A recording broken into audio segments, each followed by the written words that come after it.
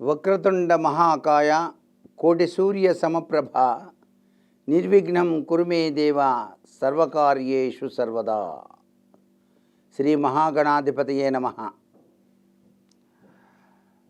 ఆంధ్రజ్యోతి ధర్మ సందేహాలు కార్యక్రమానికి స్వాగతం.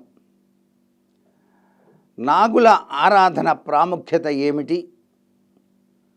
పుట్టలో పాలు పోయటం వలన ఏం జరుగుతుంది? అసలు పుట్టలో పాలు ఎందుకు పోయాలి అని చెప్పేసి అడుగుతున్నారు. నాగుల ఆరాధన అనేది క్రీస్తుకు పూర్వం నుంచే ఉన్నది.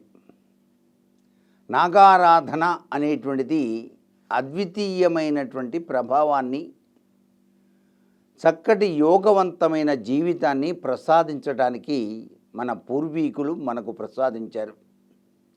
అందుకే నాగుల చవితికి నాగేంద్ర నీకు పుట్టనిండా పాలు పోసేము తండ్రి అంటూ ఆ నాగుల్ని ఆరాధన చేసేటువంటి సాంప్రదాయ లక్షణం నాటి నుంచి నేటి వరకు కూడాను ఆచరిస్తూనే ఉన్నాం.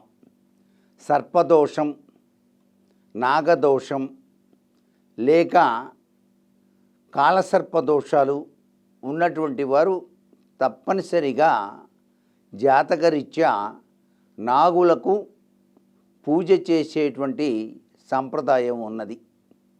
నాగ ఆరాధన ఇంటిలోనే వెండి నాగ పడిగను ఉంచి నిత్యం కూడా అభిషేకం చేసేటువంటి విధి విధానం వలన ఆ ఇంటి వారికి నాగేంద్రుని యొక్క దివ్యవంతమైన అనుగ్రహంతో పాటు వారి వారి వంశం చక్కగా అభివృద్ధి చెందటానికి ఆస్కారం ఎక్కువగా ఉంటుంది.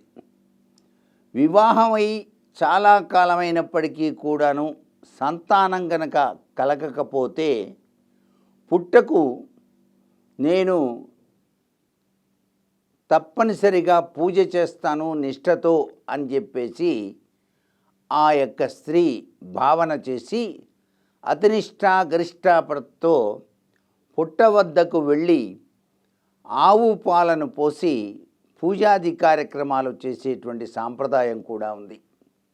అంతేకాకుండా పిల్లలు పుట్టకుండానే విచ్ఛిన్నత అవుతున్నటువంటి సందర్భంలో కూడాను నాగదోషము అనేటువంటిది ఉన్నది అని చెప్పేసి భావించి మన సంప్రదాయ రీత్యా ప్రతి ఒక్క నాగుల చవితి నాడు కానీ లేక పంచమి తిథి నాడు కానీ నాగులను ఆరాధన చేస్తూ పుట్టలో పాలు పోసేటువంటి విధి విధానాన్ని ఆచరిస్తే చక్కటి సంతానం కలగటానికి ఆస్కారాన్ని కూడా నాగేంద్రుల వారు మనకు ప్రసాదిస్తాడు అని.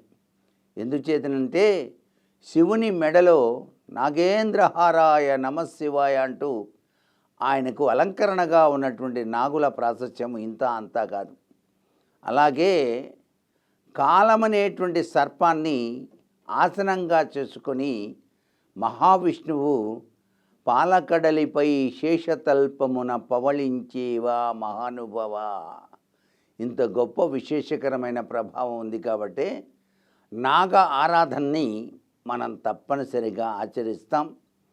తెలిసి చేసిన తెలియక చేసిన వంశంలో నాగులు రెండు కూడాను కలిసి ఉన్నప్పుడు, అంటే పెనవేసుకొని ఉన్న సమయాన్ని చూసినట్లయితే ఆ వంశానికి కీడు ఏర్పడుతుందని కూడా శాస్త్రం.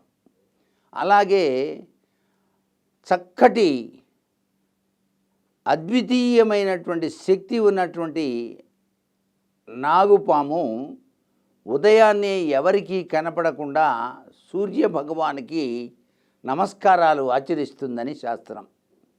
అటువంటి నమస్కారం చేసేటువంటి పాముని చూసిన వ్యక్తి అరే పాము అని చెప్పేసి కనుక అరిచినట్లయితే ఆ పాము నేలకి తలని కొట్టుకొని చనిపోతుంది. ఆ దోషము 7 తరాల వరకు ఉంటుందని కూడా శాస్త్రంలో చెప్పారు. అందుచేత నాగదోషాలు, నాగకి సంబంధించినటువంటి విధి విధానాలు చాలా విశేషకరంగా మనకు శాస్త్రాల్లో చెప్పారు. కాబట్టి సంతానం కలగని వాళ్ళు రామేశ్వరం వెళ్ళి అక్కడ నాగ ప్రతిష్ఠ చేసేటువంటి సాంప్రదాయం కూడా ఉంది కదా. కాబట్టి మనిషిని పట్టి పీడిస్తున్నటువంటి గ్రహచార రీత్యా నాగదోషం కనుక ఉన్నట్లయితే వంశము నిలవదు అని శాస్త్రం. వంశం నిలవడానికే నాగారాధన అనేది తప్పనిసరిగా ఆచరించాలి. పుట్టలో పాలు పోసిన తర్వాత ఆ పుట్టమన్నును ఇంటికి తెచ్చి గడపకు అటు ఇటు ఉంచి ఆవు పాల చుక్క వేసినట్లయితే, మనకి పావులంటే విష జంతువులు కాబట్టి అవి ఇంట్లోకి రాకుండా రక్షించేందుకు ఆ స్వామివారు ఎంతవరకు అంతవరకే ఆయన అందరినీ అనుగ్రహించేటట్టుగా మనందరినీ కాపాడుతూ ఉన్నాడన్నమాట. ఇది చాలా విశేషకరమైన ప్రభావం.